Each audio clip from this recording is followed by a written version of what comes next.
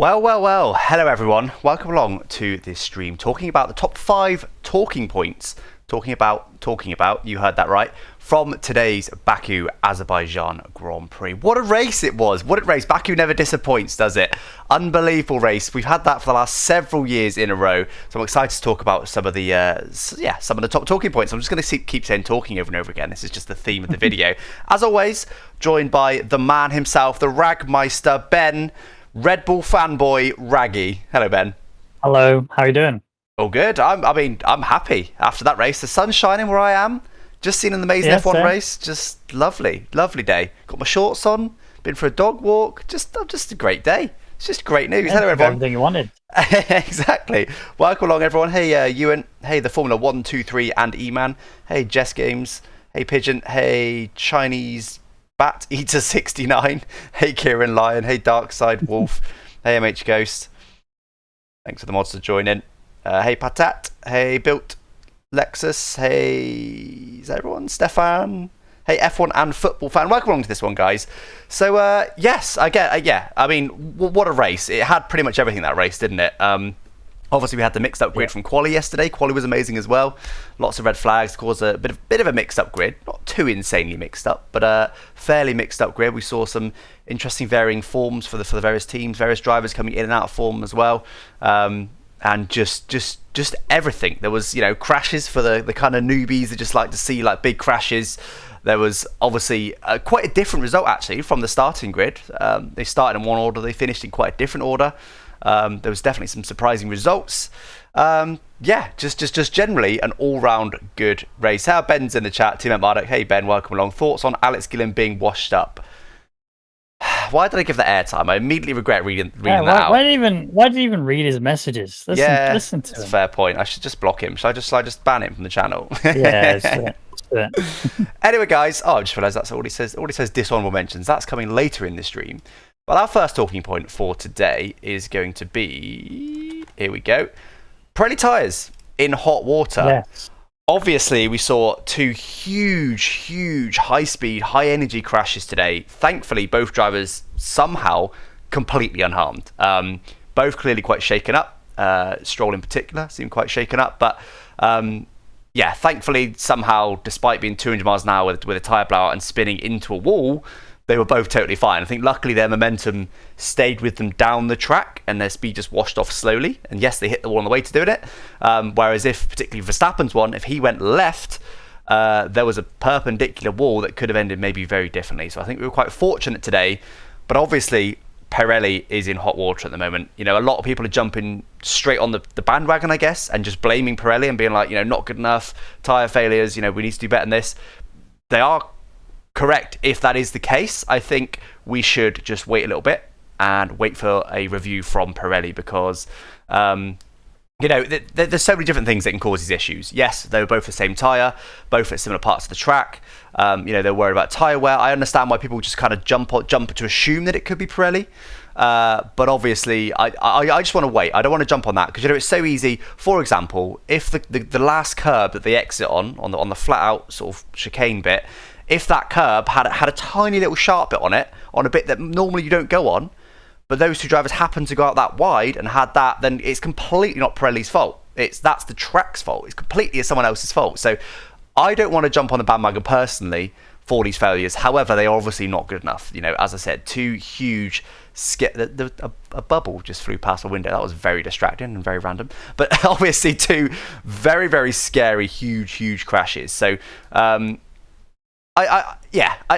honestly don't want to say too much more than that for now, just purely because it could be anything. I don't want to put it all on Pirelli, and that's cool. That for me is the point of this talking point, is to go, hey guys, don't just blame Pirelli yet. Let's wait and see. Well, do you agree with that, Rwaggy, or are you on the Pirelli blaming bandwagon?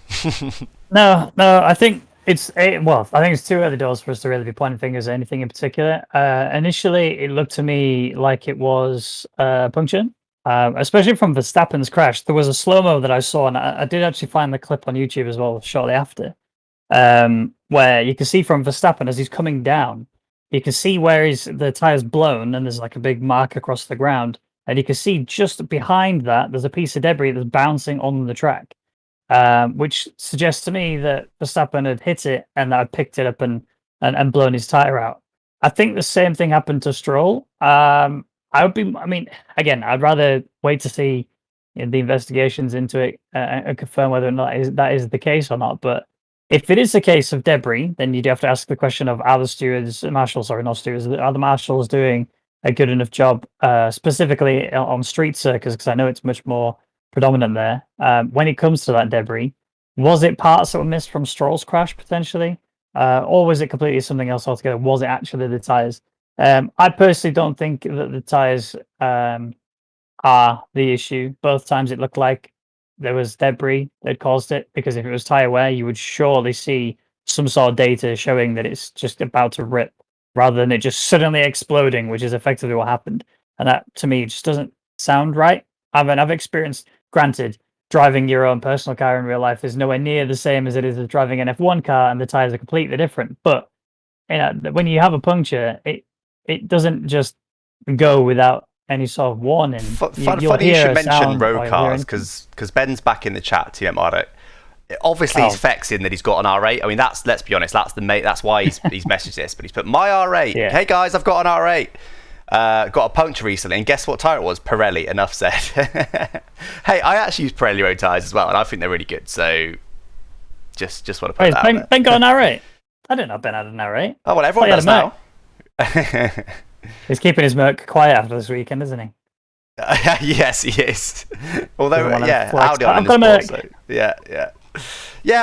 I agree with what you said. I think I will say the debris that we saw. I saw the clip as well, and it did look like a bit of debris was kind of bouncing on the track just before he got his puncture. But obviously that could be part of the tire. Even it could be literally a chunk of the tire that's because it's completely come apart. It could be the tire has punctured, misshapen, hit his own floor and took part of the floor out. So again, it's just so hard to see. I think we just need to wait for the investigation.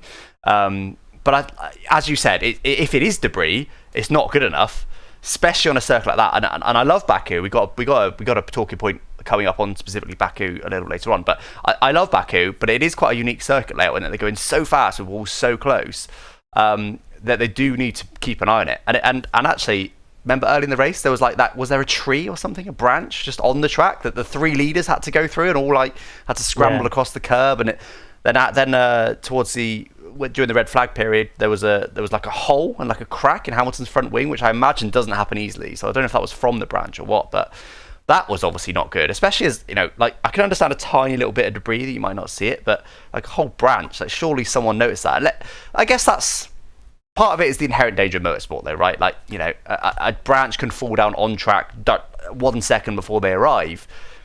You can control it a bit more with a dedicated circuit, can't you? Because you don't have trees near the track and all that kind of thing. But yeah, I guess to some of it is the inherent risk. But as you said, you need to kind of mitigate that as much as you can, don't you? You need the marshals to really keep a close eye on it. So yeah, I don't know. I've got too much more to add to that one. I don't know if there's been any good comments in the chat. I don't know if people have been just jumping on I know quite a few people on Twitter were just blaming Pirelli immediately. But I kind of want to come here to say, hey, let's wait a bit. Raggy seems to think it's debris. I don't even want to commit either way. I just want to kind of just wait for the investigation. There's no point jumping to conclusions. Yeah, but obviously, if it turns out it is Pirelli, not acceptable in any way. I mean, we have seen them have failures before, but obviously around a high-speed street circuit, they the consequences are just so much higher. It's just it isn't good enough. But we'll have to wait and see. Yeah, agreed. Yeah, there is one that I wanted to just touch on though, which is built 2JZ Lexus. Says if it was a debris, why didn't the front tire hit it also? I mean, simply because he could have been turning at the time of when that happened, But it doesn't necessarily mean he's hit it. Or it's let's say it's a flat piece of carbon fiber about this big. The front tire could hit it, flick it up, and then it could hit into the rear tire at more of a vertical angle. So that's not really like as you said, it's also just luck of the draw. It could have remained flat, exactly. But luck of the draw, just the way it hit it, the energy involved. Obviously, the rear tire is also wider. There's quite a lot going on there. So yeah. Is it Pirelli's fault? Do I read out Ben's comment or do we ignore him from here on out? What's he said? I think it's fair. I think it's fair. His comment is actually quite useful, productive. It is. He's been helpful in the conversation. That's unlike Ben, but we'll let him have that one. So Ben's saying that some tyres rolled, but again, obviously there is a risk. But I feel like it wasn't.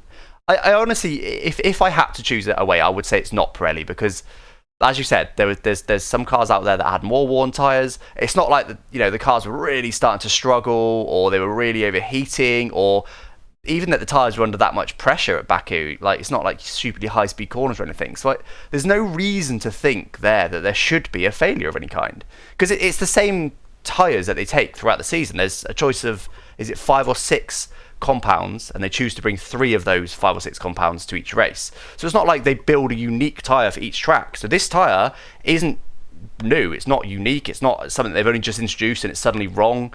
So you'd think we would, around somewhere like, I know we've not been there yet, but somewhere like Silverstone, Barcelona maybe, much more higher energy, like turn 3 at Barcelona, the stupid amount of energy going through the tyres. If there was a fundamental issue with the tyres, we probably would have found it there. So yeah. Anyway, so I think we'll leave that one there for now and potentially pick that up in a future stream. If it does turn out that it is Pirelli's fault, then that is certainly a talking point that I would suggest we probably need to address. But actually quite linked to that point, my second talking point is FIA decision making is what I've put there.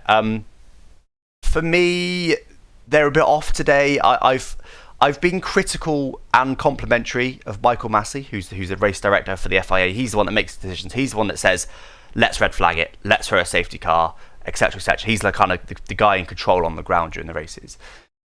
For me in the past, it seemed like he's concentrated too much on the show and not enough on safety. However, recently I've kind of flipped that opinion around in this very series. A couple of races ago, I said, actually, I think he got it spot on today. Today, though, I felt like it was a bit off again. I mean, those 2 huge crashes we had, I think both of them, it took about 30 seconds for him to throw a safety car. And to me, it doesn't matter how it's happened. Just look at Stroll's incident. Okay, so Stroll, you don't see the crash. It flips. There's a car stopped on the track. To me, I think he maybe was waiting to say, well, if we need to know if there's debris on the track, we need to know what kind of crash it was. Like, do we need the safety car? But to me, that part of the track is a 200-mile-an-hour part of the track. There's barriers either side. It's not narrow, but it's not excessively wide either. There's a car with broken wheels sat sideways on a high-speed part of the track. Like, what you think you're going to do? You're going to just leave the yellows out and just get a crane on the track to lift? No, that was never going to happen. As soon as you see the car, that's a safety car for me. And no matter how it happened, he could have cruised to a stop, no debris, but he's clearly got a broken suspension, so he can't recover it himself. It needs to be recovered, and it's in such high speed circuit. No brainer. Same with the Verstappen one. It seemed to take 30 seconds. I think within that 30 seconds, we even heard Charles Leclerc's radio to his team and the FIA saying, "Why the hell is there not a safety car? Like, what? Why is it just a yellow? I've just driven through that. That's a safety car. What the hell's going on?" And then they threw a safety car. And then to add to that was the red flag decision. So at the time on Twitter, I questioned it. I said, basically, I feel like they've just done that for the show because the normal thing to do in most situations would be if there's an incident at the end, it is what it is. The race ends under safety car. It's happened multiple occasions. It's far from new that happens. Yes, okay, it's a bit anticlimactic in some ways, but, safety. Then they decided to throw the red flag, and I was like, okay, that feels like that's been for show, and they just want to get a couple of racing laps in on potentially tyres that could be unsafe. We don't know yet, but that could be the case. So I was a bit like, that seems like a weird decision to me. However, then people pointed out to me on Twitter that, of course, you can replace the tyres in a red flag. So actually, and also Red Bull radioed the FIA to say, hey, look, like, I probably recommend a red flag because if these tyres are a bit dodgy, throw a red flag, it neutralises the race completely. We can all just put on a brand new set of tyres and there's no worries. So actually, in the end, I think the red flag decision was correct. And I also understand not throwing a red flag straight away. Red flag is a much more serious thing. You need to consider a bit more. So I think in the end, the red flag decision was probably right. But I do think the safety car calls were far too late. And I would be interested to hear from Michael Massey what the delay was. Because obviously you can't have, double yellow flags. They mean slow down and be prepared to stop. In reality, at 200-mile-an-hour part of the track, you're not going to slow down and be prepared to stop with short notice. You're not going to do that. So double wave yellows are not enough. There's not really a question I've got for you, Rwaggy. I've just kind of talked a lot there and gone through everything. Do you agree with that? What do you think about the decisions from Michael Massey today? Completely agree with you. I think the safety car took way too long, and I think they were very lucky that there wasn't an incident from the debris that was on the track, letting them still continue racing. The yellow flags were pretty late. The safety car was late as well in itself. I think honestly the red flag call was right. I'm seeing comments in the chat saying that Red Bull called the red flag. I don't think they really called the red flag. They did say they wanted a red flag, but a red flag was almost certainly going to come about unless they were going to force them into the pit lane. Here's the other thing. I actually think the red flag took way too long to come out. I actually said to my Discord earlier on in the race that I'm sad that we're losing laps to the safety car whilst this was during Lance Stroll's crash. I was sad that they took so long with that situation to just losing laps. This was racing that we were thoroughly enjoying. We hadn't had this kind of racing in we've had it a few times this season, but in terms of seasons, this has got to be one of the best seasons we've had in a very, very long time. And I want every single lap out of it. So if you see a situation that's going to take a while to resolve, red flag it, in my opinion. I don't see why we should be wasting laps using safety car. It kind of ruins the whole point to the race, in my opinion. Yes, it does give the ability to the drivers to change their strategies, but again, that adds more insight into what can be done when it comes to these F1 races. I think if you've got the opportunity, then say it happens like lap 30, lap 32, or whatever, they could then potentially look to go to mediums to the end at that point, and that would change the race completely. I think that's. I completely agree with you. The decision making took way too long. And I think that they were too hesitant to throw the red flags out when they should really have done it sooner. And I think that we underestimate the importance of a red flag when it comes to these kind of races, especially on a street circuit. So I want to touch on you talking about the decision to throw a red flag there. You seem to be in favour of every incident that needs a safety car, throw a red flag instead, because it spices up the races. We get more racing when we lose less laps under the safety car. I don't. I think that's then when you start getting into the territory of affecting the show. You do something for the show. I don't think F1. The red flag procedure takes ages, right? It takes like 20 minutes, half an hour. It's a long old process. Yes, it means you're not losing laps, but actually it slows everything down a lot, and we have to all just sit there. Especially for the we don't mind. We're sat there going, yes, last 2 laps, this is going to be great. We're all still excited. I feel like for the more casual user, they're going to be like, I'm not sitting here for 20 minutes. Like I'm going to go do something else, and then they don't come back. I think it should be purely a safety decision. I do wonder why the Verstappen incident was a red flag and the Stroll incident was a safety car. I think if anything, it should be the other way around. I don't really understand why one was the other. And I do think that's when the show came into it, as they went, we've got 2 laps left, we can either finish under safety car or we can throw a red flag. Yes, it was later in the race, they were thinking maybe it's more likely to be tyre failures, but still, I don't know. I agree, the Stroll incident could have been a red flag, because, when you crash at that distance, I would say it would probably take you about 200 meters between when it started happening to stopping. That's a hell of a lot of distance. There could be debris anywhere on that track. So it's a big cleanup operation. So I can understand that could have been a red flag, but it wasn't. But yeah, I go back to the point of throwing the red flag. I think it should be purely safety. I think if you can do it under a safety car, then do it under a safety car, especially in the Verstappen one, because they could have gone through the pit lane, right? There was a whole other lane they could have taken. I think red flags should only be in extreme situations where it needs a big cleanup or the whole track's blocked or like something really extreme. But so would you be more in favour of more red flags and today then would you have preferred to see 2 red flags? I would have preferred to see 2 red flags specifically today. I wouldn't say throw a red flag anytime there's a safety car out, because I don't think that's necessarily worthwhile. I do agree that throwing a red flag just for the sake of the whole the race itself, the entertainment value of it isn't necessarily right. I do think it's something you should factor in when you throw a red flag. But yeah, safety's got to be primary. That's absolutely certain. I think Stroll incident had more of a reason to be a red flag than Verstappen's incident. However, Verstappen's incident seemed to spread it more out across the track, even though that was the wider area. I do think that both should have been red flagged 100%. But yeah, personally, obviously, I don't want to just say have like a rule where if it's going to take 3 or more laps, then just throw a red flag. But I'm thinking if a cleanup's going to take a fair while, red flag it, in my opinion. So I actually think red flags. And then go with that. I think red flags kill the race because it neutralizes it, right? Like there's even in a boring race, there's stories going on. You know, someone's gone 2 laps, 3 laps, 10 laps longer than someone else to pit. Yes, okay, he can't get past at the moment, but actually his tyres are a lot fresher. You know, you're trying to manage your tyre temps, you're trying to manage your tyre wear, fuel. There's a whole story going on at any point of the race, even in a boring race. Today, there wasn't that much of a story at the front because they had kind of broadly similar strategies. Perez's tyres were only 2 laps younger than Hamilton's, for example. But someone like... was it Vettel that pitted? Yeah, Vettel pitted much later. So his were 10 laps fresher. So there's that whole story going on. And then you red flag it, and then everyone just changes tyres. So it completely it kills off those stories.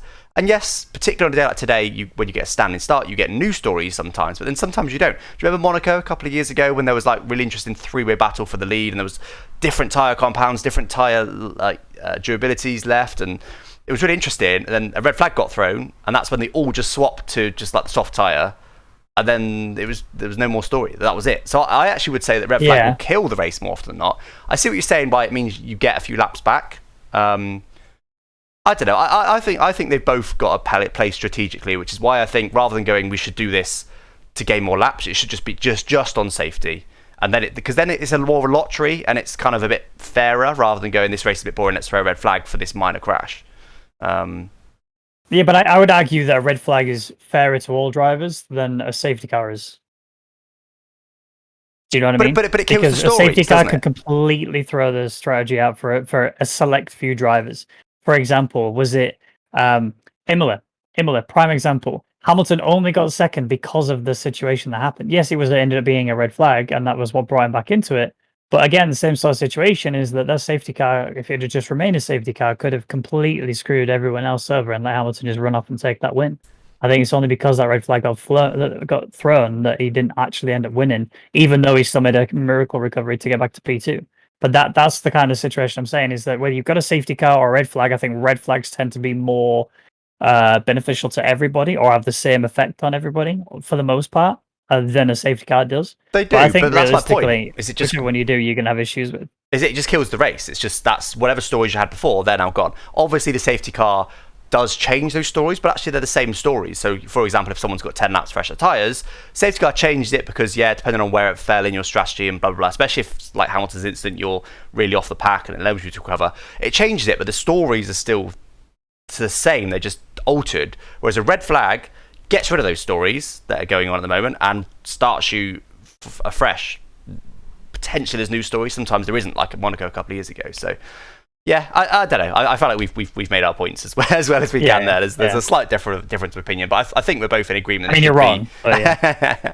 I think we both agree that it should be around safety more than anything else. Absolutely.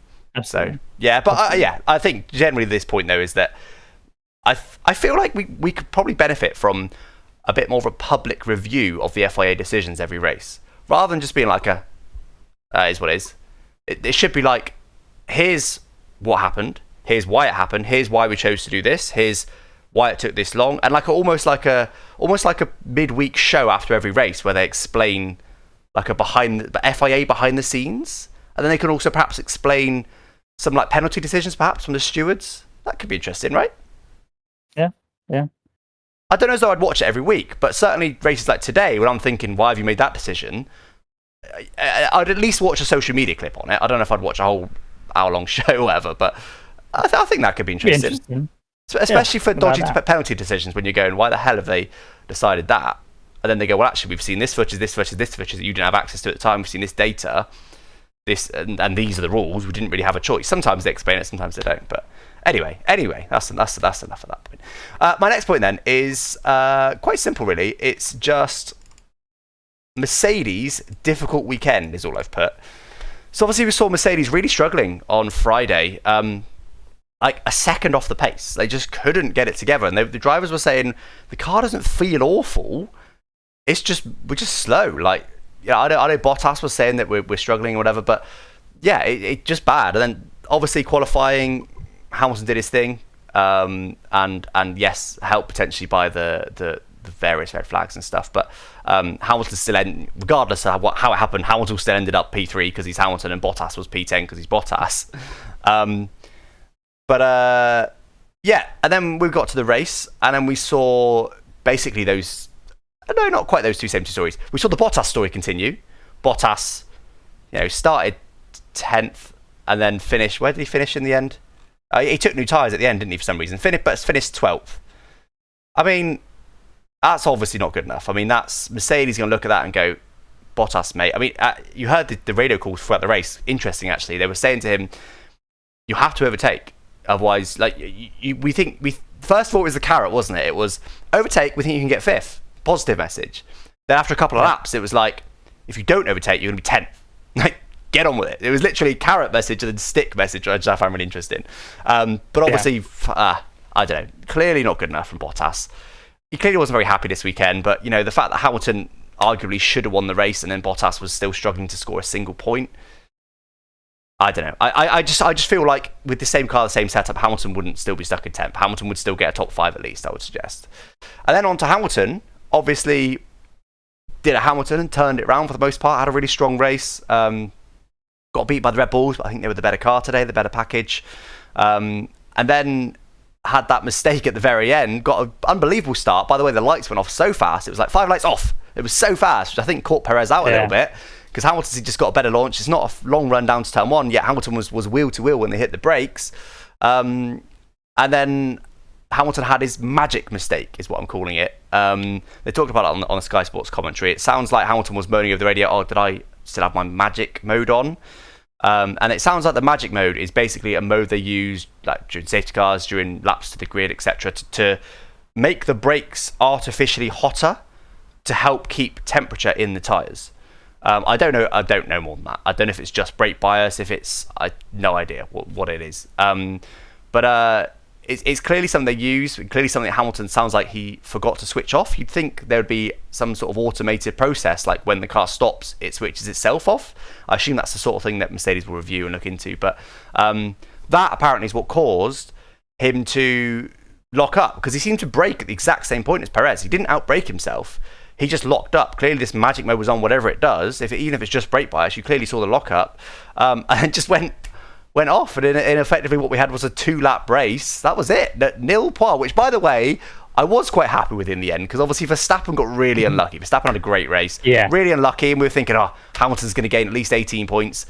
After that start, it was looking like he was going to gain 25 points on the championship. It was like, So then I'm kind of happy about it, low key, because it means that that race now is just forgotten in terms of the Drivers' Championship. Although I guess Perez caught up potentially, but yeah, I mean, definitely a difficult weekend for Mercedes. I don't know if there's too much more to discuss there. Raggy, have you? There's not really. None of these points have been controversial. We were much more controversial last time we did this. We need to throw some controversy bombs in there, ready for some clickbait. But I've not really got much else to say on that. What do you think? A couple of things I wanted to touch on. I've been pretty critical of Hamilton, especially as of late, because I've actually found it to be really annoying the way that he's been in the press, the way that he's been just in general. His whole demeanor has just been quite annoying, to be honest, in my opinion. But I actually really want to give him some credit today, because his radio messages. I saw people just saying like, "Oh, Hamilton's moaning again." I wouldn't even really call it moaning. A lot of the time, he was saying like, their rear end is really impressive. They've got really good pace on the back end, and the sector 2, it's impossible to keep up with them. While those do sound like their complaints, he's actually talking strategy. And then shortly after that, he was immediately on the radio talking about how can we solution this? Like, what do we do to fix this? And he was giving suggestions and stuff. And that was exactly what I expect from Hamilton every single time. Then when it came to Verstappen's crash, the first thing he asked was, "Is he okay?" Like, that is huge. I respect that so much. Yeah, granted, you'd think, well, that's just any decent human being thing to do, but not everybody asked. Not everybody asked that question, and I think it's definitely a good sign from him that he is proper. He's not fake and whatever. And I think that's important to remember. One thing I will say about that is that because he's the face of the sport at the minute, he's the reigning champion, 7-time champion. They play out a lot more of his messages. I mean, was it Grosjean said a couple of years ago that they were kind of playing out a lot of his messages because he was always it seemed like he was being so negative. You say that he was the only one. He was the only one we heard ask if Verstappen was okay. I think after Grosjean's crash at Bahrain last year, they did like a little thing where they basically showed all the team radios, and basically every driver, I realize that was a particularly huge crash, but basically every driver was on like, is he okay, like that was huge, like, oh my god. And like I remember Charles radio, he was like really like shook up about it, like sounded like he was shaking in the car. So I will say we probably hear more of Hamilton. True. That said, I feel like he's probably more vocal, but it's not like a whiny moan. Like you said, I would say it's all strategy based. It's basically him starting the debrief. He's saying, hey, look, their traction's insane. We need to make our traction better to be able to fight with these guys. It's part of the way he's integrated so well with the team, and this is where they work together, is that he points out the bits he needs. And yes, okay, the debrief after the race is obviously the better point for that, but he just is more vocal, but also his radios are played out more, I would say. So it's kind of needs a pinch of salt, but I can understand why that does rub people the wrong way and they think he's moaning all the time. But it's because he's the face of the sport. It just comes with it, doesn't it? Absolutely. It kind of shows the power the media actually has over people. But yeah, just going back to it, with the mistake that he made with the magic mistake. So listening to the radio that they had with his engineer at the time, he did leave. So he did turn off the magic button, whatever that magic mode is. He did turn it off, but he accidentally knocked it back on again, was what his engineer said. Okay. Which, from what I can understand is, and again, I've not got it 100% confirmed, but it's brake bias oriented, so that all of the brake bias is set more towards the front, so that it warms up the front tires quite a lot, considering how heavy a braking zone is going in towards turn one. And obviously, if he's turned it back on again and the brake bias is heavily set to the front, instant lockup, you can have all that issue all day long. I will say, I have seen some of the memes that have come out of this, and they are hilarious. They're absolutely fantastic. I don't know if you've seen them yourself, the Fast and Furious ones of the ones where it's saying, they're so good. They're absolutely incredible. If you haven't, go and spend some time just reading through them. They're honestly fantastic. But let's see if we can find you can even listen to Hamilton's emotions. When he was actually asking if he left the magic mode on, he was sat in his car, just like pretty much. I think he was in tears, to be honest. It seemed it, didn't he? Yeah, he seemed genuinely like a proper Hamilton again. Because I like that. I respect that. Yeah, because this was a huge race for him. Like although he would never wish Verstappen to crash out of a race, I wouldn't expect. Actually, he was probably thinking, but actually, this is great for my championship after the fact. But then to throw that away for essentially entirely his own mistake, it seemed to really get to him, and that, like you said, that was very clear to see. I'm scrolling through my Twitter feed here. I can't find any memes. I did see the "See You Again" meme. I can Discord you some if you want some. Yeah, go on. Have you got them all bookmarked, ready to go? No, I put some in my my Discord earlier. There's this one. That's fine. That's one of the main ones. Oh, literally just the picture. How can I? There's the WTF one. God.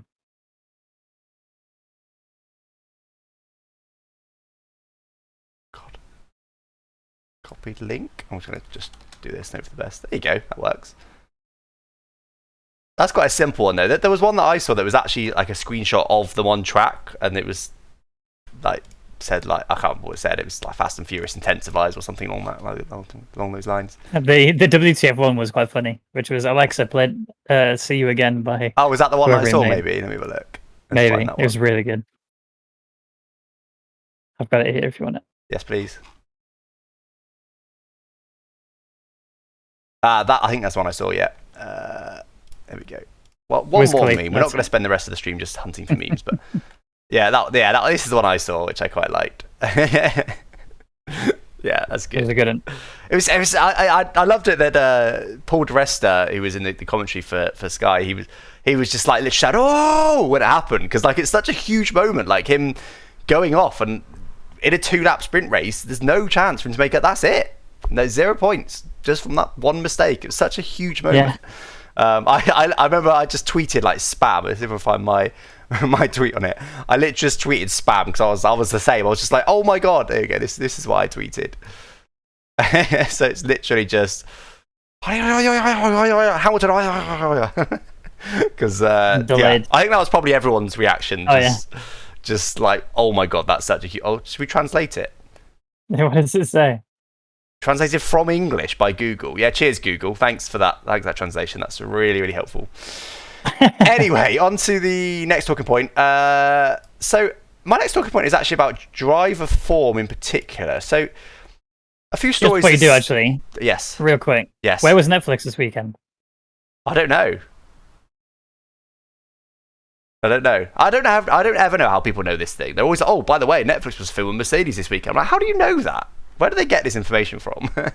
do they tweet it out or something? Do like the Drive to Survive account tweet it out? Oh no. Do you know who will know? I guarantee you Raven Duck will know. Is he in the chat? In the chat? Yes, Stefan. He's actually going to check right now. Okay, cool. I'm going to check. Okay, all right. We'll put that on hold for now. But yeah, so generally about driver form is that this season we've seen a lot of drivers struggle.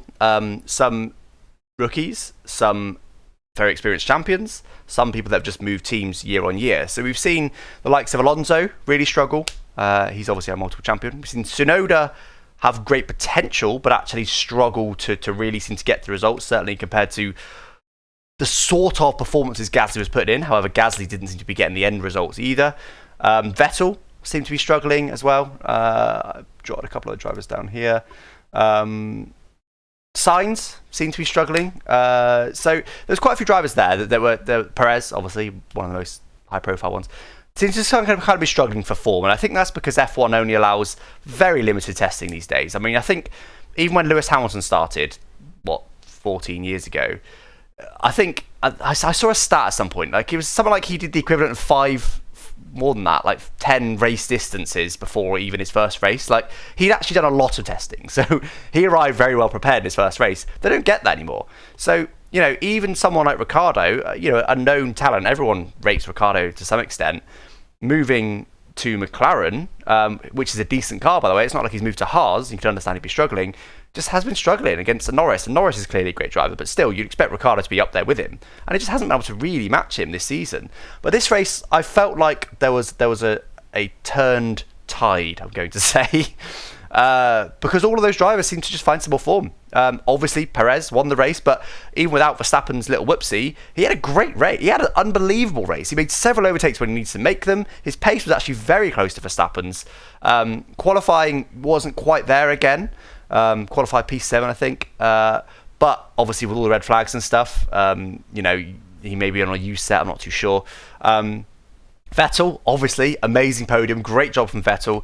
Again, been struggling a little bit in the Aston Martin, but today blew Stroll out of the water, let's be honest. Where did Stroll even... Oh, Stroll crashed, of course, but Stroll was running fourth before a pit stop.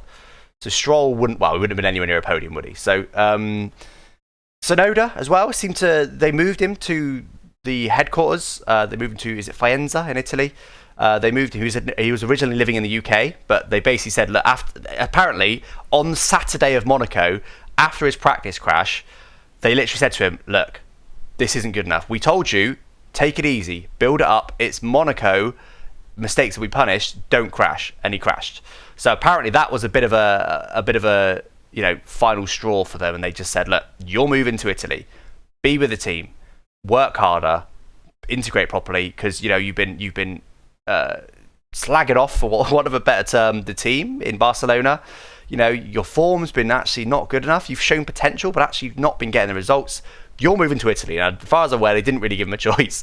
That was only a week ago, and today he was where you'd expect him to be. Yes, not quite the podium like Gasly got, but P7 is still good points. His best result so far as I'm aware. Gasly as well just seemed to have a good result today. He's obviously not one that's moved anywhere, but still he seems to come into form a bit more. Sainz, obviously, did end up not getting a fantastic result, but I would say recently, like last race, he's been a lot closer to Leclerc and a lot more consistent. I think he's really starting to find his feet with that Ferrari. Obviously, did make that big mistake today on the outlap, so he's clearly not still there yet, but he's also found some form. And obviously Alonso finished P6, great result from him as well.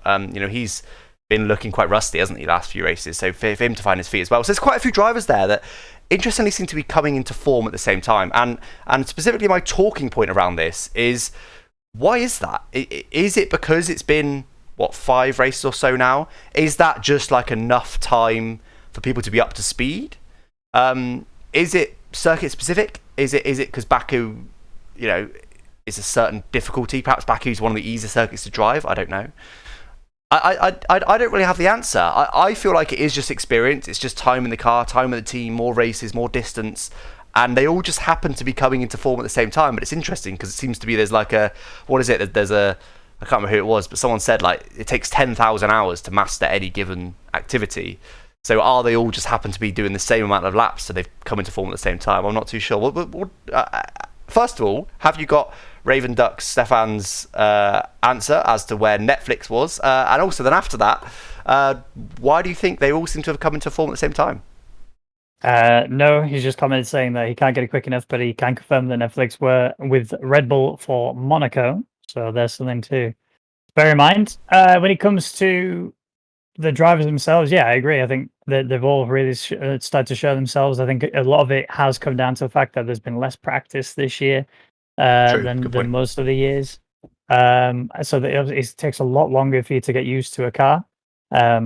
Obviously, the balance changes for the track as well is going to make it even harder to work out. I would like to think that a lot of these guys in particular, Perez, Vettel, those guys, those two more than others, but definitely Sainz, definitely Alonso, and to an extent, I would say Gasly.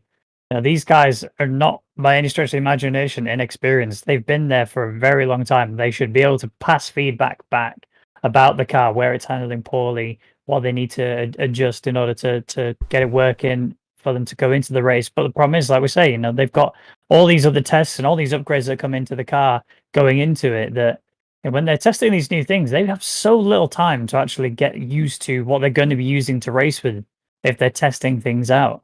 That it becomes really difficult to get the setup change on the car done right in time. It does mean that we are starting to see more mistakes, and it does mean that we're starting to see more characters come out. Specifically Tsunoda in particular, I really don't like his attitude. I think he's great for the sport. I think he will make waves, especially with the fact that he's one of the first Japanese drivers to be in F1 for quite a while. But I just really want to see him be a little bit more positive. Like, he got told to go faster, and he just shouted at his race engineers saying, "I'm already, leave me alone." It's like, yeah, I get you want to be like Kimi kind of style, but Kimi's got a reason to be. He's got the experience and he's got the reputation and the title to back it up with. You don't, Tsunoda. You can't be behaving like this in your first year in F1. You can't act like that. I agree. Yeah. So this, actually, you mentioned car development. I hadn't even considered that, but is it just now that, particularly after the rule change we had at the start of this year, is it just now that the cars are a bit more drivable? I mean, Haas, for example, I don't know if they have had any updates. I remember they were saying they weren't planning any updates because they were concentrating completely on next year's car already. But clearly, you ride on board with the Haas, it still doesn't look a Red Bull, but it does look a lot better. Do you remember seeing it in the first race in Bahrain? It looked like an absolute dog. It looked awful to drive. But it seems to be better now. So whether that's just through setup or what, I don't really know. But yeah, it's a good point. It's probably is partly car development as well. It's probably just a culmination of all those things, isn't it? More practice, car development coming in. Perhaps it's also a bit track specific as well. Because I guess the Haas thing is the perfect example. They lost a lot of rear downforce this year. All of them did. So clearly now they're probably just getting into a real nice sweet spot where the drivers like Alonso can start to shine through. Although I think Alonso would make good of any car, and then combine that with the extra experience that obviously they've now got.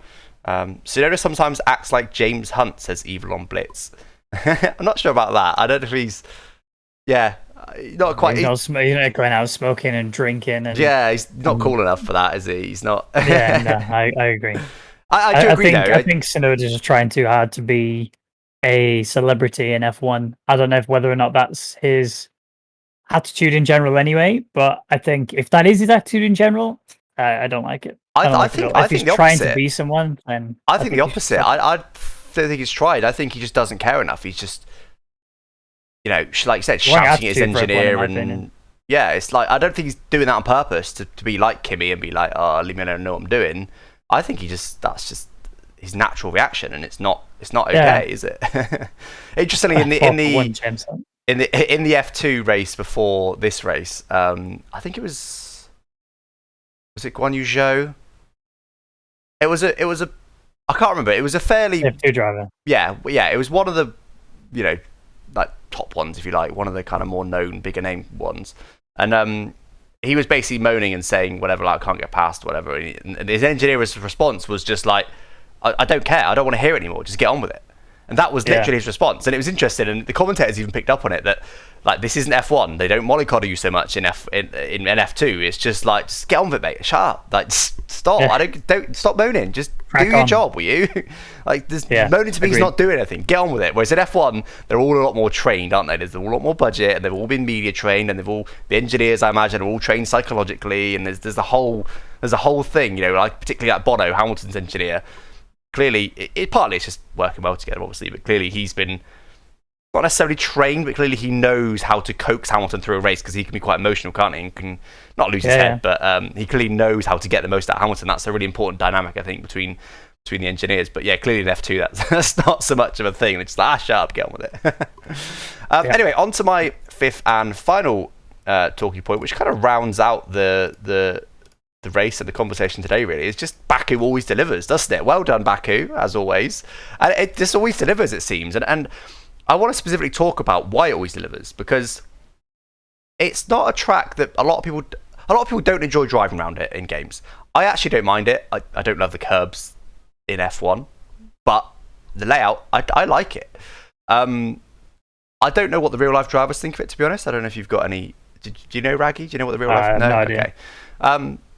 And it is just a street circuit, but it, you know, a lot of 90-degree corners. It's not like it's wildly different to anything else, or it's like a Monza where it's just nothing but straights. But it always seems to put on a good show, no matter what. And it's never the same, is it? It's never like, it's not like it rains every race, and that's why it puts on a show. Or like there's always 4 red flags in qualifying, and that's why it always puts on a show. Or there's never a single reason. We just always get a mixed up podium there. Not always, but a lot of the time get a mixed up podium there. And so on to the reasons why I think it's partly because the barriers are close, is it genuinely punishes mistakes. But then someone like Monaco's like that. But obviously there's some like the castle section, there's some real tight, challenging sections there. For me, I actually think it's because it's unique, and that's what I want to see more new tracks be. They just be a bit different. Don't be like that Miami track and the Saudi Arabia track. They're just going to be snooze fest. They're not unique. Baku's unique because you've got that stupidly long straight. I think Croftley said in qualifying 1.4 miles, I think he said, from the last real corner to the braking zone in turn. 1.4 miles flat out. That's ridiculous. Like, so long. But in that, you've got the real high-speed chicane, which, yes, it is easy flat in these cars, but if you've got some wing damage or if you've got a puncture, then it's, you know, really quite hairy. Or obviously a setup issue. If you get some oversteering there, I've had some oversteering there in the wet before on the F1 game, and yeah, I needed a change of pants afterwards because its barriers are so close. And then you've got the secondary DRS zone that's quite soon after that. Obviously got the castle section. That whole section is pretty unique. There's a lot of parts of the track that are quite unique, which I think is a big part of the reason why it throws up these. That combined with the walls. I want to see it more. I want to see more tracks try and be more unique, be different. Just do something weird and wonderful, like whatever. What do you think, Maggie? I mean, I've said it time and time again. There are certain tracks that really favour F1. There are certain tracks that don't favour F1, especially in its current format. And I think we need to strip out those tracks and put in tracks similar to the style of Baku, which really works in F1. You know, it is easy to overtake. There are narrow areas on the circuit. It does have that fear factor. I do think street circuits actually work really quite well for F1 in general. But it is a track that really dominates the circuit because you can't make mistakes. You can't afford to make mistakes. And otherwise you do end up like how the qualifying did. For example, we're just people in the wall every session, red flagging it left, right, and center. And I think that does spice up the grid overall. It meant that there were people that were further down than they should really be. I would also argue that I don't think Leclerc would have been on pole without it, even in Monaco. But you know, either way, that's kind of what Baku brings. It gives you that spice that you really want in F1. And I think we should definitely see more of Baku. We should also definitely see more tracks like not necessarily mirroring Baku, but you get what I'm saying, the uniqueness of it. And also get rid of some of the tracks that just don't suit it. They just don't work in F1. And I'm looking specifically at Paul Ricard here when I say that. I think that is and Barcelona, to be honest, and Barcelona. It just doesn't work for it. But I mean, just look at that. Look at the track map there. That, turn 1, 2, 3, they're your main overtaking areas. It's basically Turn an 4, oval, if isn't you're it? feeling From the track absolutely map. ballsy. Yeah, it really is. Turn 4 if you're feeling really ballsy, but then everything else is just closing enough for you to get ready for an overtake from turn 16 onwards. Yeah, it really gives you so much just constant battling, and that's what we want. Yeah, so I think it is mainly layout, isn't it? Because there's plenty of circuits that have got walls. I mean, obviously Monaco springs to mind. I don't think Monaco should be removed from the calendar, but it is a snooze fest in terms of overtaking. Something like Singapore, Really good track. Yeah, not complete. I don't love Singapore, but that even though the walls are close, and particularly when they had a Singapore sling, there's a few bridge crossings, there's a few interesting parts to it, but no part of it really. Like it's not entertaining is the point I'm trying to get at. Let's get Singapore up here. It's not like Baku. You generally races are boring at Singapore. My point is a lot of street races end up with a boring result. And maybe it's just because they're normally tighter. Baku's quite unique because they're able to have that huge long straight. What other street circuits is there? But Canada's not classed as I a street did just circuit, think Canada. Is Walls Canada are certainly a street pretty circuit? close. We'll count Canada. I think it's classed as a street circuit, isn't it? Okay. Well, let's go with it. But I would guess disagree with what Melbourne, you're saying potentially. about Singapore. I think you're wrong about Singapore. I would actually argue that Singapore is quite an entertaining track. It's just the problem is the strategy make it so simple to overtake. Make the strategy so simple that they don't actually have to fight. On top of that, the temperatures are baking. It's so hard. When you look at these layouts, I was going to flip between them, Raggy. I know you're 10 seconds or so behind, but okay. If you look at these actual layouts, obviously Baku's got the massively longer straight. That's obviously in its favour, right? But actually, Singapore's not that different. Like it's mostly 90-degree corners.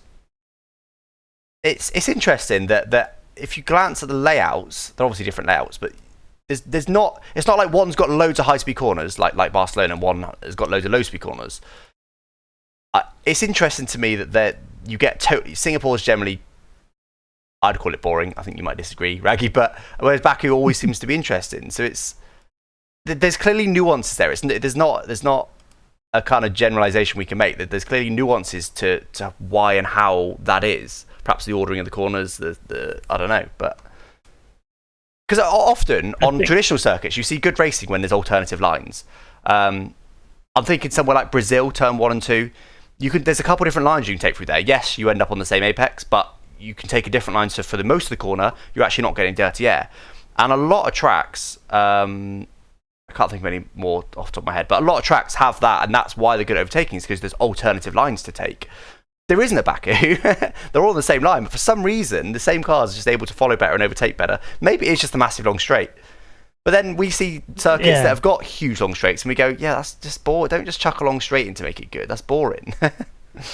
I think the things that make the track, if you're talking about tracks specifically, if everyone's on the same strategy, the bit that makes it interesting is if you want cars to go side by side through the corners, then there needs to be wide enough for cars to go side by side through the corners. Silverstone, for example, Stowe being a really good area where you can go side by side through the corners. You can't do the same in Maggots and Beckers, but then you come out of it and you have a DRS straight going into Stowe where you can continue that fight all the way throughout. And I think that's ultimately what makes these tracks so good. Singapore is a very difficult track to navigate on its own. Never mind going side by side. There are so many areas where you can't go side by side, right? So you're condensed into these very small areas. But because of the way that these F1 cars behave when they're in the dirty air and when all of the temperatures go through the roof, especially in the already humid and hot temperatures anyway, that's what makes it so much hard from an F1 perspective to actually go for any of these overtakes, because you have to back off in order to keep your car temperatures under control. Then when it comes to actually then going, oh, now I can actually go for an overtake, you've got such a small window to go for it. That's what makes it so difficult. But, Baku, prime example of an area where you can actually, you've got the whole of Sector 2 where it's all pretty slow speeds, not really anywhere where you can actually then gain any sort of ground on anybody. You definitely can't go for any sort of side-by-sides through there. And then you get to sort of turn 12 where that's the point there where you're going, right, now I've got, 4 corners before I need to be ready to attack. So you've got all of the run up towards turn 13, 14, and 15. Obviously, 15 being the main area where you've got to have it really together. And that's the code brown corner, I would call it. And then, yeah, turn 16 out of that, from that moment forward, it's go time. That's where everybody is on the same wavelength. This is my point where I have to attack now. And it's so condensed. You've got drivers who are defending hard, you've got drivers who are attacking hard. And I think that's what makes these F1 tracks so good. And it's, again, why Silverstone has proven time and time again, when we do eventually get to it in the calendar, it will be phenomenal to go to. You just got to get rid of these tracks that are no good for F1. Yeah, something spoken about before, isn't it? Is if a track's not working, don't just keep going there. Yes, okay, you might have a contract, but then go, hey, let's change something. Let's whack a chicane in. Let's do something different. If it doesn't work 2 years in a row, yes, okay, blame the cars. Fine. The cars aren't changing overnight. We have got a big rule change coming next year, obviously, but that's, every, 6 years or so they do a rule change. So I think they should be a bit more free with changing the circuits. But you mentioned a few interesting points just to round out this talking point. Track width. That's definitely a big difference between Baku and Singapore. That could definitely be one. And you also mentioned simplicity. So you mentioned that Singapore, which I'm just going to get up now, not simple. And obviously it's not. There's 22 corners on that circuit. I would assume normally that the more technical, the more overtaken you get to some extent. Barcelona, obviously not. But because the drivers can make a bigger difference because the corners are harder. But maybe not. Yeah. Maybe that makes it more of a one-line thing. I don't know. But yeah, maybe it is track width and actually being simple is...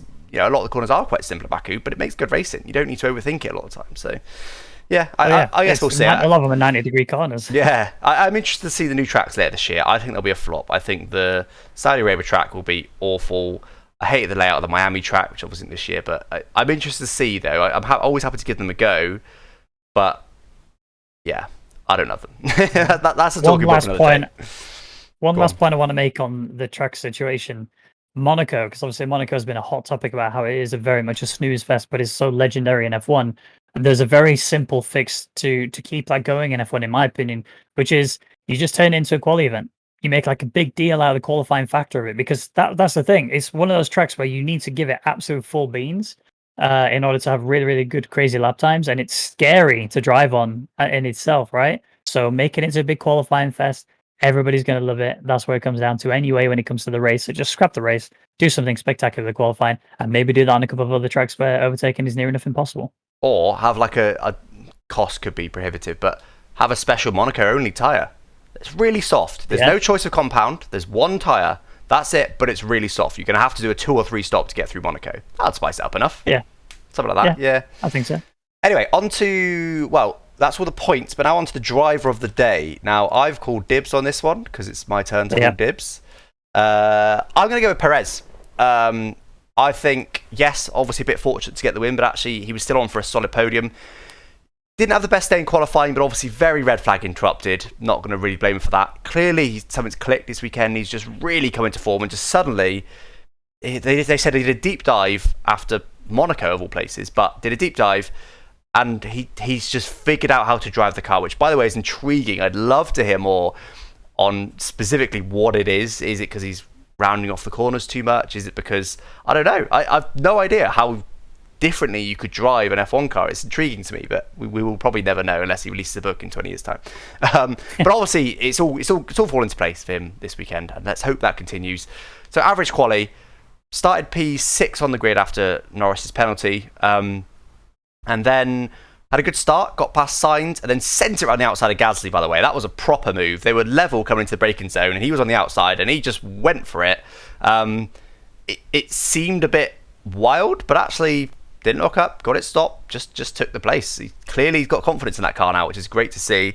And then was, following the leading pack, and then obviously when Hamilton and Verstappen got through Leclerc, he did it the next lap. No messing about. This is the sort of thing we've seen someone like Bottas struggle with in the past. Is, if there's an overtake, then he just can't seem to get past, and he gets stuck for 10, 20 laps, and then next thing you know, he's 10 seconds away from the leaders. Perez didn't do that. The next lap, nailed him. Boom, done. Like, he clearly was holding something in reserve, and then just pushed that lap to make sure he was close enough. Got the move done. Great. Then he was in podium contention, obviously. Had some great pace. He overcut Hamilton in the end. So stopped, but still managed to get past him. For me, I'm not going to say the most impressive part, but certainly one of the most impressive parts was that he was pressured all race by none other than the god himself, Lewis Hamilton, the 7-time world champion who's fighting for the title. He was pressured all race long, didn't put a foot wrong. did not put a foot wrong. And it's so easy in Baku just to put a foot wrong. You saw Hamilton's mistake on the restart. That cost him 20 positions, cost him 10 seconds of time. It's so easy. Even if you don't put it in the wall, it's so easy to do wrong, like Sainz did as well. Didn't put a foot wrong, was consistent. Hamilton was a lot quicker in the straights. If he made one mistake in the last turn, Hamilton probably would have got past him just like that. Unbelievable race. Also, even when Hamilton was actually there, he was defending when he needed to defend, didn't defend when he didn't need to defend, even though Hamilton was close. Just an unbelievably calm race. Got the job done. Clearly, his confidence has just gone from sort of here to here all of a sudden, and it's great to see. Unbelievable day from him today. Let's hope that continues into the coming races, because if he was genuinely not far off Verstappen today, and Verstappen is known as a pretty big superstar in F1. So if he can do what he did today, as in be that close to Verstappen every race, Red Bull will probably just keep signing him. To be honest, why would you change if he's going to be that good? Why would you change? So let's hope that continues. So I was really impressed with Perez today. We all knew he could do it. It's good to see him finally actually getting the result, and also get his first win for Red Bull, although not the way he wanted it, obviously. But he did. Let's take nothing away from him. He started 6th and ended up winning. So great race. That's my driver of the day, Sergio Perez. Raggy, take it away. Who's your driver of the day? I'm gonna get flamed, I think, but Verstappen, honestly. Full Red Bull fanboys P3. then. Yeah, absolutely. I mean, you can't. Red Bull as a team were phenomenal, right? There was a mistake with Sergio Perez's pit stop, but they did put him into a 4.1 second pit stop, I think it was. In actual fact, had he had the same speed of pit stop that Verstappen got, Perez would have actually been leading the race at that moment in time, which could have been a completely different situation. Because when he did come out pit stop, even after having a 4.1 second pit stop, he was actually still very close to the back of Verstappen. So yeah, there's no doubt in my mind that he would have had that. But Verstappen, he cannot fault. He absolutely nailed it from the word go. He didn't make any mistakes at all. There was, everything was in his hands, ready to go. Just was unfortunate that his tire blew out. And even if he hit debris, you can't even fault him for it. The speed that he's traveling at going up that straight, there's no way that even if you could see it, by the time you did see it, it's too late. You know what I mean? There's no way you can avoid that debris if it is debris that caused that issue. But if it's tires that fail, even less his fault. But still, absolutely the race was his. He was robbed today. He deserves driver of the day, in my opinion, as at least just a pity prize, if you want to call it that. I feel sorry for the guy. But again, he outclassed Hamilton so much today. There was nothing Mercedes could do to bring him out of it. They're going to argue that the car was better, but no, I completely disagree. I think Verstappen was just that bit of a better driver today, and I think Hamilton really showed that he is pressured. He's showing signs to me now that he did when he was battling with Rosberg back in 2016 or whenever it was. Like, that for me is enough for me to be like, Hamilton is sweating now. But I love this. I love Verstappen. I actually just want to touch on Perez real quick, just on what you said. It's some things I want to add to kind of reinforce your decision on Perez. Again, some controversy. He's one of 3 people that have been in the Red Bull second seat for quite a while, and he's the only person who's actually been able to make the car properly work in such a short space of time, with less practice time, with more upgrades coming to the car, and overall, like, it just really demonstrates how good he is as a driver. I still wouldn't have put him as my driver of the day, even if I had dibs, because I think Verstappen still deserved it more. Yeah, I mean, I will say on that point, I do agree, but it is only one race. Obviously, if he returns to his previous form, still, it's a one-off. But hopefully, if he maintains the form, I completely agree. There's been several real promising drivers that have not been able to get close, really. So, yeah. Anyway, I want your guys' driver of the day. I'm going to bring this little widget up that I've made. This looks at the last 60 seconds of chat and tells us the top 5 most used words in the last 60 seconds. Just put the surname of the driver that you want to vote driver of the day. F1 had it as Vettel. I had it as Perez. Raggy had it incorrectly as Verstappen. Put in chat right now. Make sure you spell it right. Vettel, incorrect. Obviously, this just literally looks at words. So Vettel is a different word to Vettel. So make sure you spell it right. Put in chat right now who you think your driver of the day is. I'm interested to see if this will be the same as the F1 driver of the day. It looks pretty convincing. Yeah, that's pretty one-sided. Yeah, I think Vettel deserved driver of the day. I mean, don't get me wrong, he drove really, really well, but I honestly, he just drove he didn't actually have to do very much. Like the strategy was what played out for him, and the luck with the safety car really helped him out as well. But again, I'm not taking anything away from him because he absolutely nailed it today. He did exactly what he needed to do, and he turned up, and he got an incredible P2 out of it, which was so good for anybody who is a Vettel fan. You've got a little bit of hope coming back, but yeah, I mean, I don't know. You're not I wrong. just wouldn't. If you see this result now, we're on 55 votes for Vettel, and the next is Perez on 9. Oh, Mazepin's there for 10. All right, yeah, good one. Let's stop this before it goes that way. Yeah, I bet Mazepin wins most of the route drivers of the day, especially when he has a really bad race. It's just memes. That's all it is. Yeah, exactly. All the meme lords are like, "Oh, it's so cool to be edgy." Hey, they're treasured viewers. Raggy, yeah, I'm baiting them out. But your treasured viewers, not mine. All right. Raggy hates viewers. There you go. No. Anyway, on to honourable mentions. So, but first on my list is Vettel. Yeah, you guys pointed out unbelievable race. Again, I mentioned him earlier. He's one of the ones that has found form recently. So really, really good race from him. Really I know Stroll had quite a big crash, but put Stroll not quite to shame. But Stroll was nowhere near that, and he was looking in the fight for the podium no matter what. So Vettel was definitely right up there for me. Gasly I put as well. Obviously, another podium for Gasly. Unbelievable. Really solid driver. And he was really frustrated, wasn't he, when Vettel managed to get past him. But defended well from Leclerc. Let's not forget Leclerc got past him and he got back in the slipstream and re-overtook him towards the end in order to make sure he got that podium. So really good from Gasly. Norris as well, I've put him up there. He's had stronger weekends, don't get me wrong.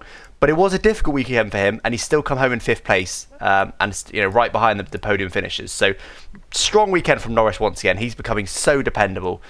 Struggled a little bit in qualifying. I think he set his best lap on a used set of tyres and still qualified 6th, which became 9th with his penalty, which was potentially not entirely his fault because it was team communication, whatever. So I'm not gonna lie, I ran out of time to make any further notes. I'm just gonna have a quick scan down these results to make sure I've not missed anyone. Sonoda, he had a great drive, didn't he? Don't steal mine. Okay. All right, I'll stop there. Some. I'll stop there. Go on, you go. Well, first of all, Alonso, to get a P6, really, really good result. Obviously, we didn't have his teammate to finish, so we can't have like a reference point as to where the car kind of slots into this.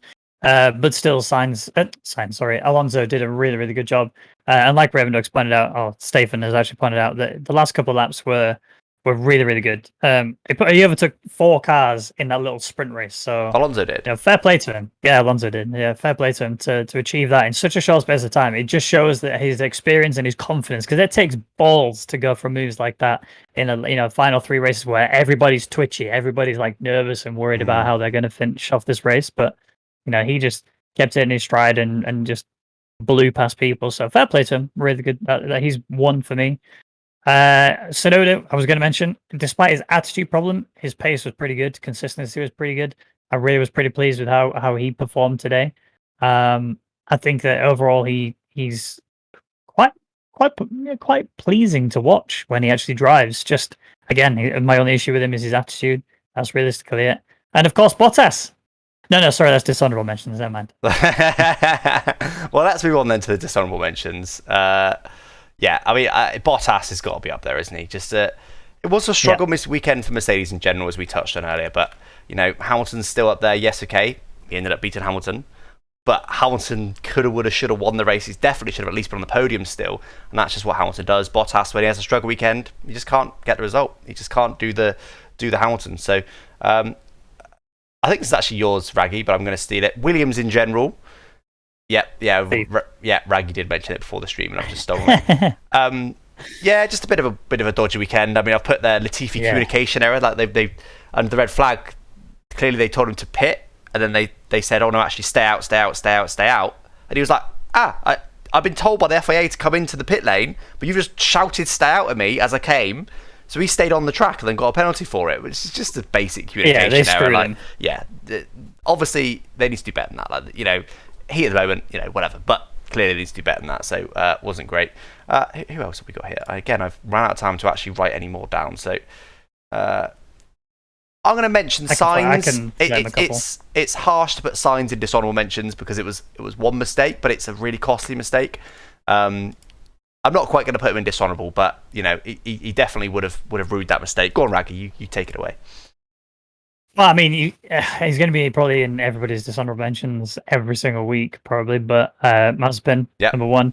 By lap 17, he was already 17 seconds behind his teammate.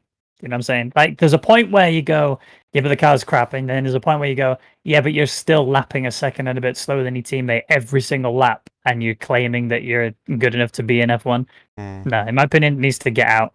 Apparently, he almost killed his teammate as well on the final lap, which is not good to see. I didn't see that. Have you seen the finishing times? He finished less than a tenth behind Michael Schumacher, or Mick Schumacher, sorry. So they must have been slipstreaming each other really close. He passed him on literally right as they came to the line. But that was apparently where Mazepin almost killed Schumacher. It was because the way he was defending it is from what I'm told. I've not seen it myself, so I really don't know. I mean, I want to say Russell, but only because I don't feel like he even bothered to show up this weekend. I really didn't get the impression. I mean, yeah, granted, his car failed him, and that's why they ended up retiring. But I just really don't think he kind of made any effort this weekend at all. It felt like, to me, it feels like he's so hung up on moving to Mercedes that he's just given up on Williams already, despite the fact that he's not even confirmed as going to Mercedes yet. Yeah, it's likely, and I think he should go there even now. I think they need to move Bottas out immediately. But why would you not? I'm watching you fail. Yeah, I know. I was like, God damn it! It's supposed to be really smooth, and I've just absolutely messed up. But you should really click subscribe, by the way, guys. If you haven't already, Alex Gillen, 46.4k subscribers. That should be 46,000 million subscribers. So I was going to say, are you okay? He makes a good point. That is the best endorsement I could possibly have from the Ragmeister himself. Also, make sure you go and follow Raggy. What have I got in the description of this stream? I feel like I've maybe just got your Twitter. By the way, do I exist in your description? You haven't even got me in your Twitter? Oh my god, really. I'm not even there. No, all right. I'm not even there at all. All right, hold on. Go and give Raggy a follow before we round out the stream. I'm only joking. Right, hold on. Look. This is his Twitter. Oh god, this. You could do it. This is his Twitter. Wow. There you go. Go and give a follow on there right now, and this is his Twitch. If you like to see ACC sweat, just set up the nerdy sweat racing. Go. I will be doing F1 2021 as well when it comes out. You will. Some of us aren't privileged, by the way. Some of us aren't privileged like you, getting access to the game early.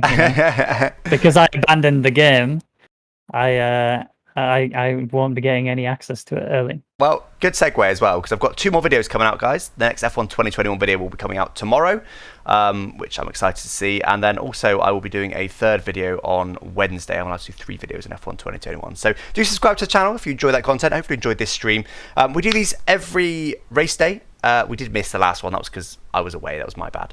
But we normally do these after every single race. We normally aim for 6 p.m, but obviously it does depend on the timings of the race. In fact, let's have a look now at...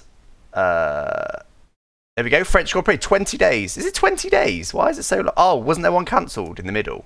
Wasn't there supposed to be like Turkey or something? I want to say. Wait, no, there's a race literally coming up this weekend. It's Canada. No, Canada got cancelled. Canada's not cancelled, is it? Yeah, Canada's cancelled. This is my own site. I'm pretty sure it's right, but I do want to double check for sanity. It is the French GP then. Okay, yeah, so Canada got cancelled, so it's quite a big gap. We've got 3 weeks till the next race, so that is a 2 p.m. UK time race. So we'll do one of these at 6 p.m. After that race. But anyway, guys, thanks for joining this one. Hopefully you enjoyed them. That was certainly a good Baku race. Let's hope that we stay at Baku for many years to come, because it always seems to throw up a good race and also a good talking point video. So thanks, guys. Thanks for all the subs. I can see you all rolling in. Thank you, guys. I appreciate each and every one of you. And we'll catch you next time. Bye-bye. Bye-bye.